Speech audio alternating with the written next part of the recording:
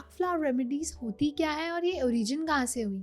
जैसे नाम ही है फ्लावर रेमेडीज, तो ये फूलों से बनती हैं। इनका जो आविष्कार हुआ वो 20th सेंचुरी की शुरुआत में समवेयर इन 1910 के आसपास बाक फ्लावर रेमेडी देने के बाद में ऐसा देखा गया है, कई बार देखा गया है कि आपके फिजिकल सिम्टम्स भी कम हो जाते हैं। पहला इमोशन है शॉक का, जिसको हम हिंदी में आघात बोल देते हैं। ये बहुत ही इंटरेस्टिंग क्वेश्चन है कि हीलिंग और बाक फ्लावर रेमेडी में कनेक्शन क्या है। देखिए, हीलिंग जो है, जो एनर्जी हीलिंग की बात करते हैं या स्पिरिचुअल हीलिंग की बात करते हैं, उसमें आपको एनर्जी बाहर से आ रही है। कैसे आ रही है? या तो आपको कोई हीलर दे रहा है या आपको कोई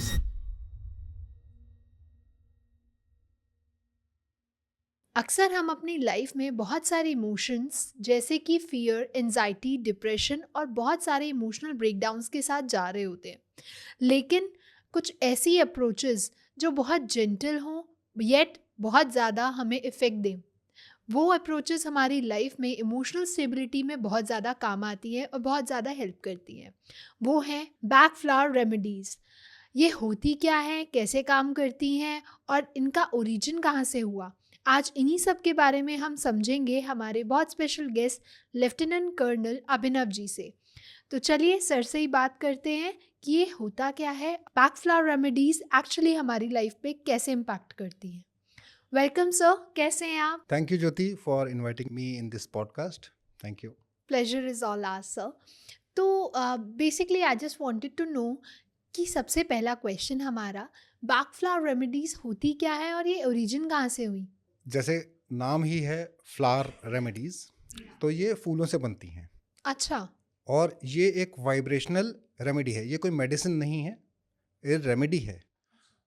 और इनका जो आविष्कार हुआ वो 20th सेंचुरी की शुरुआत में समवेयर इन 1910 के आसपास ब्रिटेन में, यूके में हुआ। ओके। एक डॉक्टर थे, बैक्टीरियोलॉजिस्ट थे, प्लस उन्होंने अपना होम्योपैथी पे भी थोड़ा सा काम किया था, डॉक्टर एडवर्ड बाक। तो उनके नाम पे ये बाक फ्लावर रेमेडीज़ का नाम है।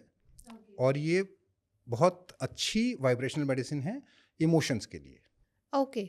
तो सर जैसे अभी आपने मेंशन किया कि वो होम्योपैथी के भी डॉक्टर थे, तो क्या back flower remedy and homeopathy similar काम करती हैं या इन दोनों में भी डिफरेंस है? देखिए, होम्योपैथी के डॉक्टर नहीं थे वो, उन्होंने होम्योपैथी में थोड़ा सा इंटरेस्ट दिखाया था। ओके। और उनका भी ये मानना हो गया था कि आप डिजीज़ को ट्रीट नहीं करेंगे, आप पेशेंट को ट्रीट करेंगे, ओके। जो कि होम्योपैथी का एक उसूल है। हम्म। ये होम्योपैथी के जैसा नहीं है, लेकिन होम्योपैथी के जो आपके फाउंडेशन है उससे बहुत ज़्यादा प्रभावित है। लाइक डॉक्टर बाक ने होम्योपैथी को पास से देखा और उन्होंने जाना कि जो होम्योपैथी की एक रूट है कि treat the patient and not the disease. हम लोग क्या करते हैं, डिजीज़ को ट्रीट करना शुरू कर देते हैं।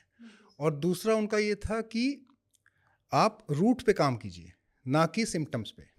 ठीक है। अब ये जो डॉक्टर थे, इनको जब ये आई थिंक 40-50 साल के, 40 साल भी नहीं थे इनके, 30 साल की उम्र थी। जब ये 30 साल की उम्र थी इनकी, तो इनको एक ओके। और इनको टाइम दिया गया मुश्किल से कि आप 2-3 महीने ही जिएंगे। ओके। तो इन्होंने अपना काम छोड़ा और ये अपने कंट्री साइड बोलते हैं वहाँ पे चले गए। हम्म। और वहाँ पे घूमते हुए ये बहुत अच्छे एक इंट्यूटिव पर्सन भी थे, मतलब इनका इंट्यूशन बहुत स्ट्रांग था। तो घूमते घूमते उन्होंने एक जगह सुबह सुबह देखा कि फूल के ऊपर पानी पड़ा हुआ है, ओस पड़ी हुई है और उसके ऊपर धूप भी आई है। तो उन्होंने, पता नहीं उनको इंट्यूशन आया, उन्होंने उस पानी को अपने टंग पे रख लिया और उनको सडनली फ़ायदा होना, मतलब अच्छा लगा, बहुत अच्छा लगा। फिर इन्होंने इस चीज़ के ऊपर रिसर्च करनी शुरू की और वो जो 3 महीने इनको दिए गए थे, धीरे धीरे ये कई सालों में बदल गए और इन्होंने सारी रेमेडीज़, 38 रेमेडीज़ का आविष्कार किया। अच्छा, मतलब जो बैक फ्लावर रेमेडीज़ का एसेंस है वो फ्लावर ही है।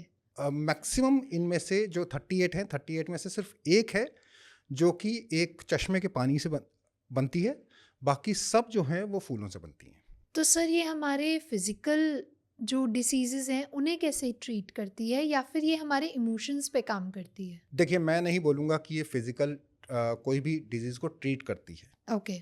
ये इमोशंस पे ज़रूर काम करती हैं, क्योंकि मैंने बोला वाइब्रेशन है, एग्जैक्टली। और इमोशन भी आपके वाइब्रेशन होते हैं। बिल्कुल। तो जैसे ट्यूनिंग फोर्क होता है, हम लोग उसको जनरली स्कूल में हमने यूज़ किया होता है ट्यूनिंग फोर्क। तो ट्यूनिंग फोर्क की तरह से ये आपकी जो वाइब्रेशन है उसको एक कोहेरेंस में ले आती है, ओके। और वहाँ से ये आपके इमोशंस को ट्रीट करती है।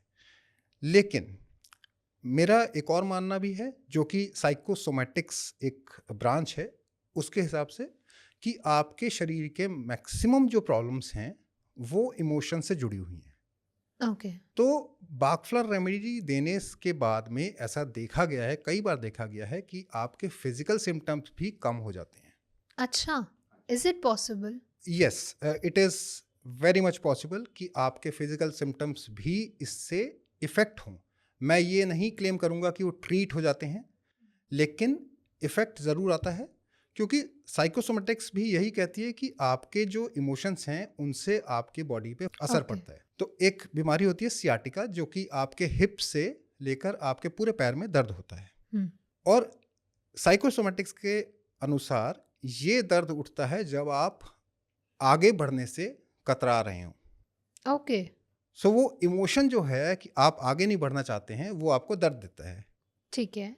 और जब हम उस इमोशन पे जो आपका डर है आगे बढ़ने का, या जो हिचक है, उसके ऊपर काम करेंगे, उसके ऊपर बाकफ्लावर रेमेडी देंगे, तो ये दर्द काफ़ी हद तक कम हो जाता है। तो सर जैसे अभी आपने कहा कि ये इमोशंस पे काम करता है, तो ऐसे कौन से इमोशंस हैं या मेंटल स्टेट्स हैं जिस पे ये सबसे ज़्यादा इफेक्ट देता है? देखिए, ये 38 रेमेडीज़ हैं, 38 प्लस 1 है, ओके। तो ये 38 इमोशंस पे काम करते हैं। ओके। और अगर मैं मतलब मैं ये नहीं बोलूँगा कि सारे इमोशंस एक जैसे होते हैं या नहीं होते हैं, लेकिन जो ये रेमेडीज़ हैं 38, इनको भी डिवाइड किया गया है 7 ग्रुप्स में। ओके। और ये जो 7 ग्रुप हैं ये अलग अलग हैं। जैसे फियर ग्रुप एक है, तो फियर ग्रुप में ही 5 टाइप के रेमेडीज़ हैं जो कि अलग अलग फियर के लिए काम करती हैं। अच्छा। अगर आपको किसी नोन चीज़ से फियर है, जैसे कई लोगों को फोबिया होता है, कुत्तों से फोबिया हो गया या पानी से फोबिया हो गया, तो वो एक रेमेडी हो गई। एक होता है जिनको कि अननोन चीज़ों से डर लगता है, अंधेरे में जाने से डर लगता है, या घबराहट हो रही है ऐसे ही बैठे बैठे, वो उनको पता नहीं है कि क्यों हो रही है, लेकिन उनको हो रही है, तो उसके लिए एक अलग रेमेडी है। इसी तरह से पैनिक होता है, जी। कि मतलब जो पैनिक अटैक्स आते हैं उनके लिए अलग रेमेडी हो गई। ओके। फिर एक आता है जो ग्रुप में आता है, जैसे हमारा पेंडेमिक हुआ था, तो सब में एक घबराहट सी थी, सब में डर था, उसके लिए अलग रेमेडी है। अच्छा। तो ये सभी इमोशंस जो हैं इनके लिए अलग अलग रेमेडी आई जाती है। अब मैं 2 इमोशन लूँगा जिन पे बहुत अच्छा काम करती हैं, और अ, इन पे मैंने देखा है बहुत कम रेमेडीज़ होती हैं जो काम करती हैं। अच्छा। पहला इमोशन है शॉक का, जिसको हम हिंदी में आघात बोल देते हैं या सदमा बोलते हैं, जी जी। कि आपको कुछ भी हो गया, आपने किसी को खो दिया, या इवन दरवाज़ा ज़ोर से बंद हो गया तो झटका लग गया, या फिर आप हो गया या होते होते बचा, तो करके हम लोग घबरा जाते हैं। और एग्जैक्टली। वो घबराहट जो है वो आराम से नहीं निकलती है। हम लोग कर तो देते हैं, पानी पिला दो इसको, 1 गिलास पानी पिला दो, ये कर लो वो कर लो, लेकिन वो जाती नहीं है। उसके लिए बहुत अच्छे काम करती है इसमें। अच्छा। दूसरा, जो हमारे व्यूअर्स हैं वो भी हंसेंगे, कि हिंदी में एक कहावत है, वहम का कोई इलाज नहीं है। जी। बाकफ्लावर रेमेडी एक ऐसी चीज़ है जिसमें आपको वहम का भी इलाज मिलता है। अच्छा। सो ये 2 इमोशंस थे जिनके बारे में मैं बताना चाहता था। जैसा भी आपने कहा कि वहम का कोई इलाज नहीं, लेकिन आपके पास वहम का भी इलाज है। तो ऐसा कैसे? क्योंकि हमने तो बचपन से यही सुनते आए हैं कि इसका तो सच्ची में कोई रेमेडी नहीं होता। वहम क्या है पहले ये समझते हैं। जी। वहम ये एक ऐसा इमोशन है कि आपको कुछ लग रहा है कि ऐसा है, जबकि वो नहीं है, जबकि रियलिटी नहीं है, लेकिन आपको ज़रूर लग रहा है, आपके लिए वो रियलिटी बन चुकी है। तो वो जो एक इमोशन है, उसकी जो वाइब्रेशन है उस इमोशन की, उसके ऊपर ये रेमेडी काम करती है। अब इसका मैं एक एग्जांपल लेता हूँ। जी। मेरे पास एक क्लाइंट आए थे और उनका ये मानना था कि उनके साथ में कोई एक साया है जो चल रहा है। अच्छा। और उनसे मैंने पूछा कि कब से चल रहा है? तो उन्होंने बताया कि जी करीबन 1 महीने से चल रहा है। और उन्होंने बोला कि डॉक्टर के पास गए, डॉक्टर कहता है ये वहम है आपका, कुछ नहीं है। वो तांत्रिक के पास गए, तांत्रिक कहते हैं आपके साथ ऐसा कुछ नहीं है, ये भी आपका वहम है। ओके। तो फिर मैंने उनसे जब थोड़ा सा काउंसलिंग किया, जब पूछा उनसे, तो उनका मेरे को कहानी पता चली। अब कहानी जो भी थी, लेकिन उनको मैंने एक रेमेडी का ब्लेंड बना के दिया और उनको बोला भाई ये आप लीजिए। ओके। उन्होंने लेना शुरू किया और उनका ठीक हो गया। अब ये काम कैसे करती है? ये बेसिकली एक तो मैंने बताया जैसे वाइब्रेशन पे काम करती है, दूसरा ये आपका अवेयरनेस को बढ़ाती है। यानी कि आपको फिर ये जब आपकी अवेयरनेस बढ़ने लगती है, जब आपकी चेतना बढ़ने लगती है, तब आप समझते हैं कि भाई ये जो चीज़ जो है ये मेरे साथ नहीं है, ये सिर्फ मेरे को लग रहा है ऐसा। हुँ। तो उस जो वो जो डर है उसको आपने एक बार हटा दिया तो आपका वहम भी खत्म हो गया। तो सर जैसे कि आजकल हम बहुत सारी इमोशंस देखते हैं, एक है एंग्ज़ायटी और फ़ियर। तो बेसिकली इन पे बैकफ्लावर रेमेडी कैसे काम करती है? सबसे पहले एंजाइटी को लेते हैं। जी। मेरे से जब भी कोई पूछता है कि मेरे को एंजाइटी हो रही है, जैसे कोई क्लाइंट आते हैं वो बोलते हैं मेरे को एंजाइटी होती है। एग्ज़ैक्टली। अब एंजाइटी वर्ड जो है ये एक सिंगल इमोशन नहीं है। मेरा ये मानना है कि एंजाइटी जो आप बोलते हैं ये आपका बहुत सारे इमोशंस हो सकते हैं, इनमें से कौन सा इमोशन है उसको पकड़ के आपने उसका इलाज करना है। ओके। अब एंजाइटी कई तरह की होती हैं। किसी को फ्यूचर की एंजाइटी हो रही है, किसी को लग रहा है कि मैंने कुछ काम किया है, जैसे एग्ज़ाम दिया है और उसका रिजल्ट नहीं आया है, रिजल्ट में मैं पास होऊंगा कि नहीं होऊंगा, उसको एंजाइटी हो गई। जी। कोई बच्चा है जो कि कहीं गया है, वापस आने में उसको देर हो रही है, तो वो एंजाइटी हो जाएगी आपको। सो एंजाइटी बहुत टाइप की हैं। अब कौन सी एंजाइटी या कौन सा इमोशन चल रहा है उस एंजाइटी के पीछे, उसको हम एड्रेस करेंगे। ओके। हम एंजाइटी के लिए कोई पर्टिकुलर आपकी रेमेडी नहीं है, लेकिन उस इमोशन की रेमेडी ज़रूर है। उसी तरह से फियर के ऊपर आते हैं। फियर भी बहुत टाइप का होता है, जैसे मैंने पहले बताया। तो कौन सा फियर है, हम उसको पकड़ के या उसको समझ के, उस इमोशन को समझ के, उसके लिए हम फिर रेमेडी देते हैं। तो अगर कोई बोलता है कि भाई एंजाइटी की रेमेडी आपको मिल जाएगी, तो वो गलत है। लेकिन आपको जिस इमोशन की रेमेडी चाहिए वो ज़रूर लो। ओके। तो सर आप आइडेंटिफ़ाई कैसे करते हैं कि क्या रूट कॉज़ है या क्या इमोशंस उसके पीछे छुपे हुए हैं? आइडेंटिफाई करने के लिए सबसे पहले तो काउंसलिंग होती है। हम उनसे पूछते हैं कि आपका ये इमोशन है क्या? क्योंकि क्या होता है, कई बार हम सोच कुछ रहे होते हैं, लेकिन एक्चुअल में उसके पीछे में इमोशन कुछ और चल रहा होता है। आपको बहुत मज़ेदार किस्सा सुनाता हूँ। मेरे पास एक क्लाइंट आए और उनकी कहानी में जो भी उन्होंने बताया कि उनके फादर जो हैं वो चले गए थे और उनको वो फादर के जाने का बहुत बड़ा दुख था, ग्रीफ जिसको बोलते हैं। या। तो अब नॉर्मल अगर आप बोलेंगे तो वो इंसान जो है वो ग्रीफ के लिए दवाई ढूंढता रहेगा या ग्रीफ के लिए रेमेडी ढूंढेगा। लेकिन जब उनसे बात की तब मालूम चला कि वो ग्रीफ था ही नहीं, वो उनकी गिल्ट थी। उनको गिल्ट ये था कि मैं अपने फादर के लिए कुछ नहीं कर पाया। अब आप उनको ग्रीफ की दवाई देते रहें, सैडनेस की दवाई देते रहें, काम करेगी थोड़ी सी करेगी, लेकिन क्योंकि जो रूट इमोशन है वो तो गिल्ट पकड़ा है। एग्जैक्टली। तो जब तक आप गिल्ट को नहीं एड्रेस करोगे तब तक उनका जो ग्रीफ है वो कम नहीं होगा। बिल्कुल। ठीक है। तो उसी तरह से जब मैं काउंसलिंग करता हूँ या कोई भी प्रैक्टिशनर काउंसलिंग करते हैं तो हम उनका रूट कॉज जानने की कोशिश करते हैं, और अगर आपने रूट कॉज जान लिया तो बहुत आसान है फिर। तो सर एक और ऐसा इमोशन है जो आजकल बहुत ज़्यादा कॉमनली देखने को मिल रहा है, दैट इज़ डिप्रेशन। हर कोई यूथ कह रहा है कि मेरे को डिप्रेशन हो रहा है। तो आपकी बैकफ्लावर रेमेडीज कैसे उस इमोशन को हील करती है? देखिए, डिप्रेशन अगेन कई तरह से होते हैं।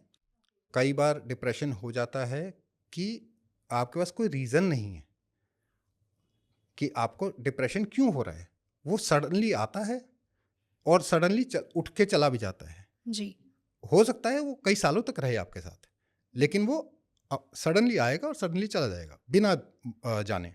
अच्छा। उसके लिए आप मस्टर्ड ले सकते हैं।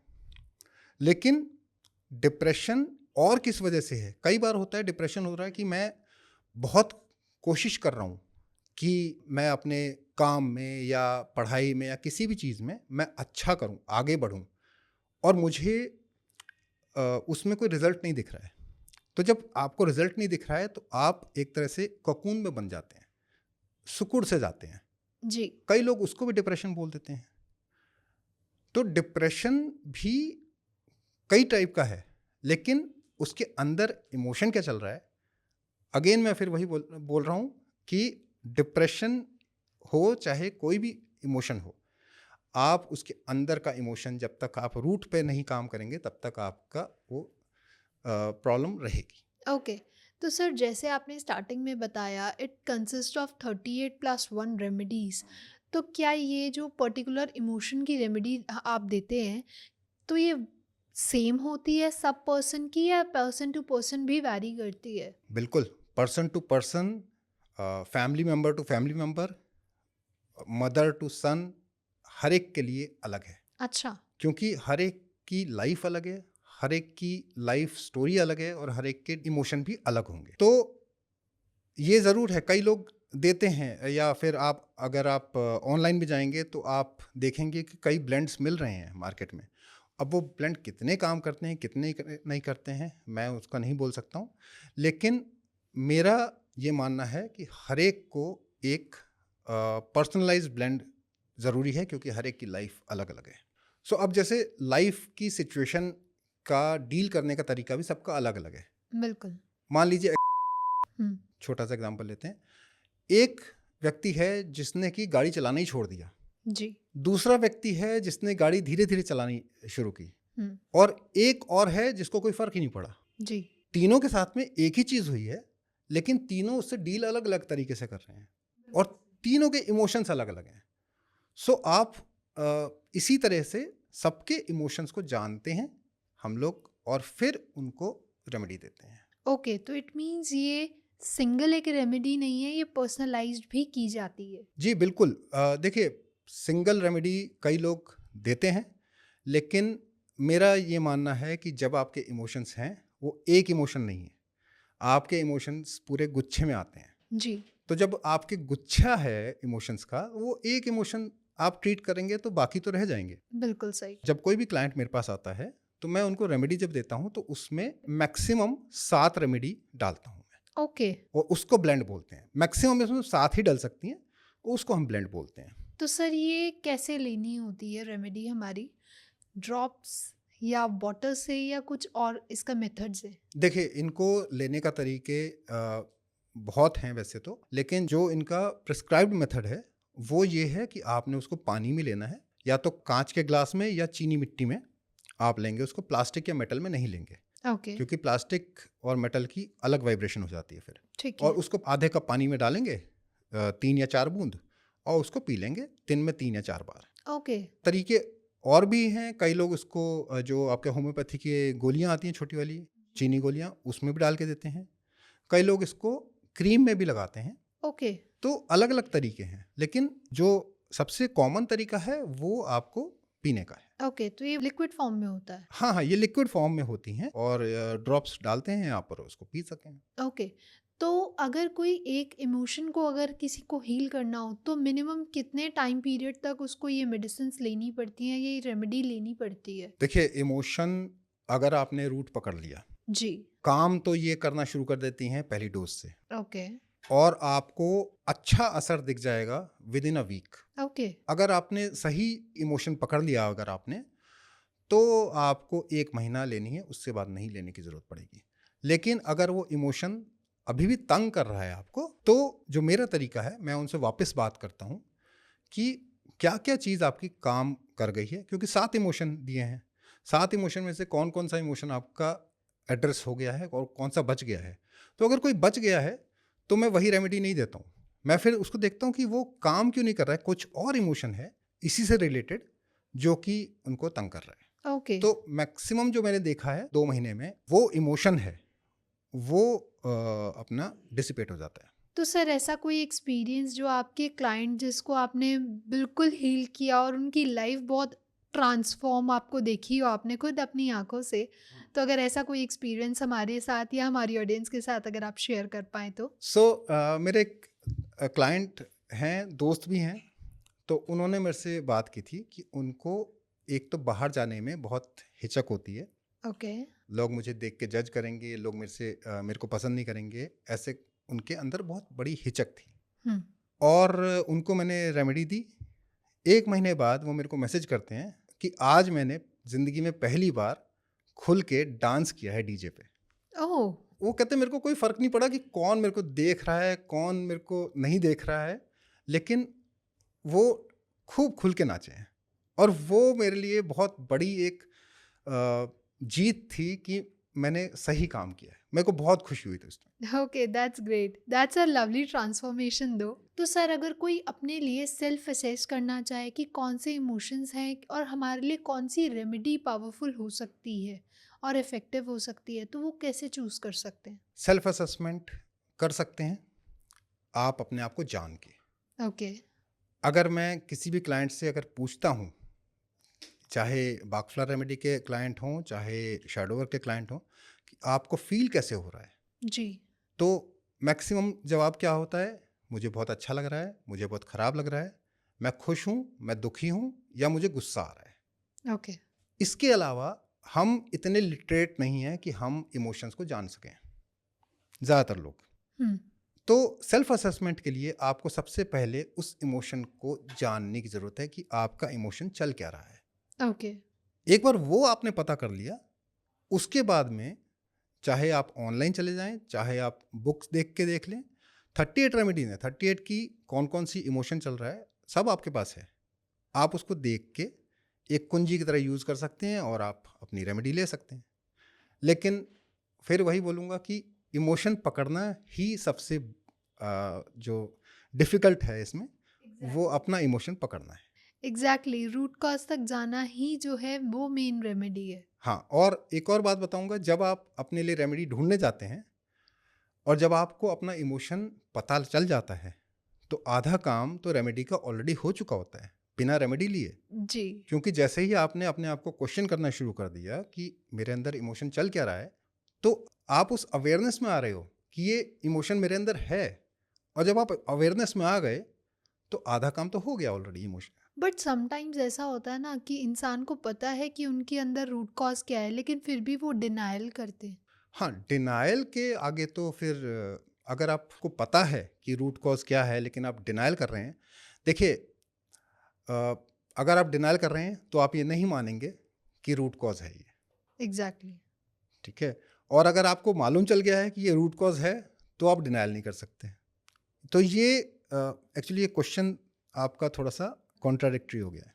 तो सर कई लोग कहते हैं कि it is a placebo effect. तो पहले तो हमें ये जानना है कि प्लेसिबो इफ़ेक्ट होता क्या है और आपका इस स्टेटमेंट पे क्या पर्सपेक्टिव है? देखिए, प्लेसिबो इफ़ेक्ट, जब हम किसी भी दवाई को टेस्ट कर रहे होते हैं, जी। जो पूरा टेस्ट ग्रुप होता है, उसको 2 हिस्सों में बाँटते हैं। ओके। एक जो पार्ट है, यानी कि जैसे मान लीजिए 100 लोग हैं, 100 में से 50 लोग एक तरफ हैं, 50 लोगों को आपने जो असली रेमेडी है या असली दवाई है, वो दी है। ठीक है। और जो दूसरे 50 लोग हैं, उनको सेम दिखने वाली दवाई दी है, लेकिन उसमें दवाई नहीं है, वो सिर्फ़ गोली है। ओके। और फिर हम देखते हैं कि कितने लोगों को असर हो रहा है। अब प्लेसिबो इफेक्ट ये होता है कि जिनको दवाई दी है, जिनको असली दवाई दी है, उनको तो असर हो रहा है, लेकिन जो 50 लोग हैं जिनको की नकली दवाई दी गई है, उनको भी असर देखने में आता है। अच्छा। और इसको प्लेसिबो इफेक्ट बोलते हैं। ओके। कि वो आपका जो मन है, जो आपने अपने मन में बैठा लिया कि मैं दवाई ले रहा हूँ और मैं ठीक हो रहा हूँ, वो प्लेसिबो इफेक्ट है। जैसे आपने देखा होगा, कई होते हैं जो कि मेरे को इसी डॉक्टर की दवाई सूट होती है, या फिर मुझे इसी कंपनी की दवाई सूट होती है, जी। तो वो भी एक प्लेसिबो इफेक्ट है। दूसरी कंपनी की सेम सॉल्ट की दवाई उनको इफेक्ट नहीं करेगी, लेकिन वो वाली दवाई उनको ज़्यादा इफेक्ट करती है, तो वो ज़्यादा इफेक्ट जो है वो प्लेसिबो इफेक्ट की वजह से है। अब आते हैं बाकफ्लार रेमेडी के ऊपर। एग्जैक्टली। नाउ लोग क्यों बोलते हैं कि ये प्लेसिबो इफेक्ट है? क्योंकि जो साइंटिस्ट ने जब इसको टेस्ट किया तो उन्होंने पाया इसके अंदर कुछ है ही नहीं, ना इसमें कोई फूलों का पार्ट है, ना कुछ है। अब वो कहते हैं कि भाई ये प्लेसिबो इफेक्ट है सिर्फ, लेकिन ये वाइब्रेशन है, वाइब्रेशन हम लोग नहीं नाप सकते हैं। तो जब आप वाइब्रेशन नहीं नाप पा रहे हो तो आप उसको बोल देते हो ये प्लेसिबो इफेक्ट होगा। जी। अब मैं अपना एग्जांपल देता हूँ।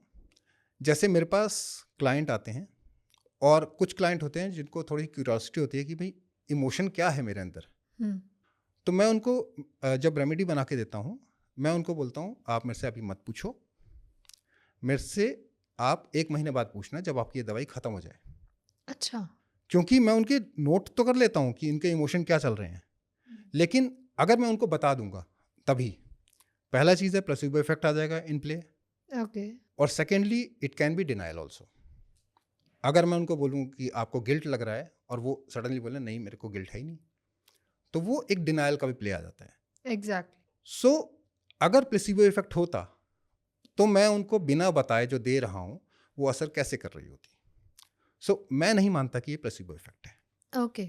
इसमें ज़रूर इमोशंस हैं, वाइब्रेशंस हैं, लेकिन प्लेसिबो इफेक्ट नहीं है। सर एक मेरा क्वेश्चन और है कि बाकफ्लावर रेमेडीज और एनर्जी हीलिंग में क्या कनेक्शन है? क्या ये सिमिलर काम करती हैं? ये बहुत ही इंटरेस्टिंग क्वेश्चन है कि हीलिंग और बाकफ्लावर रेमेडी में कनेक्शन क्या है। एग्जैक्टली। सो देखिए, हीलिंग जो है, जो एनर्जी हीलिंग की बात करते हैं या स्पिरिचुअल हीलिंग की बात करते हैं, उसमें आपको एनर्जी बाहर से आ रही है। बिल्कुल। कैसे आ रही है? या तो आपको कोई हीलर दे रहा है, या आपको कोई सिंबल है, या आपने कोई मंत्र वगैरह आपने लिया है और उससे आपको हीलिंग मिल रही है। ठीक है। अब मैं अगर बोलूं कि उसी हीलिंग को आपने लिक्विड में डाल दिया, बॉटल बना दी, उसका नाम बाकफ्लावर रेमेडी कर दिया, तो वही है।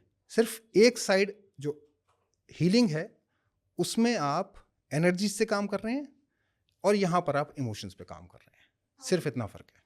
तो सर बहुत मज़ा आया, बहुत नया कंसेप्ट जाना हमने और जाना कि कैसे काम करता है ये बाकफ्लावर रेमेडीज़ और कैसे हमारे इमोशंस को हील करता है और हमें पता भी नहीं चलता। यस। तो सर जाते जाते उन लोगों को, हमारे जो लिसनर्स हमें सुन रहे हैं या ऑडियंस हमें देख रही है, उन लोगों को आप क्या मैसेज देना चाहेंगे जो अपने इमोशंस को कहीं ना कहीं सप्रेस कर देते हैं?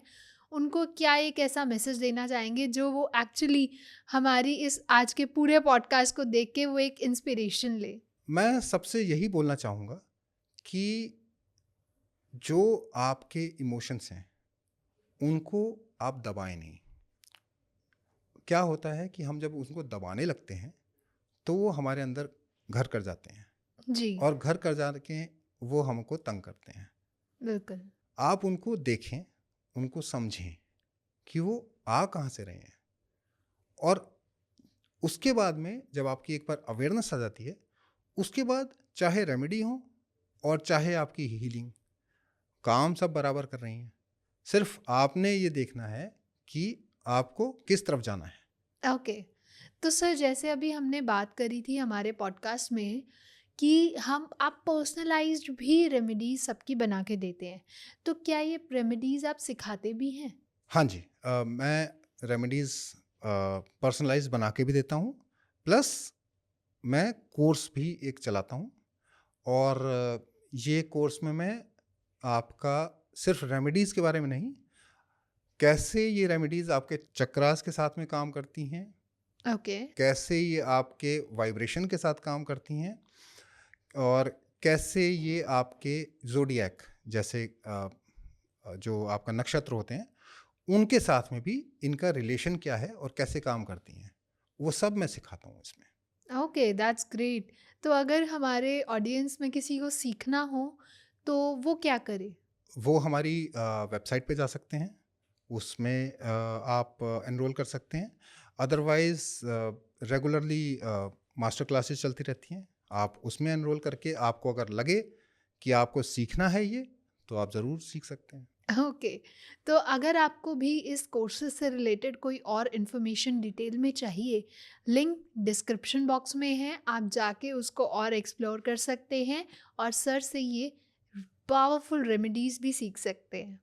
Thank you so much sir, बहुत मज़ा आया। आज बहुत एक अलग सा पॉडकास्ट था जहाँ हमने बहुत एक नया टॉपिक एक्सप्लोर किया, और आई फील कि हम आगे आने वाली इन सीरीज़ में और बहुत कुछ नया सीखने वाले हैं। तो थैंक यू एवरीवन। अगर आप लोगों को भी पसंद आया हो तो do not forget to like, share, comment and subscribe the channel. And अगर आपके कोई क्वेश्चंस हैं, कोई सजेशन है, प्लीज़ हमें कमेंट सेक्शन में भी बताइए। हम आगे आने वाली पॉडकास्ट सीरीज़ में उन्हें ज़रूर कवर करने का ट्राई करेंगे। तब तक के लिए stay happy, stay blessed. Thank you.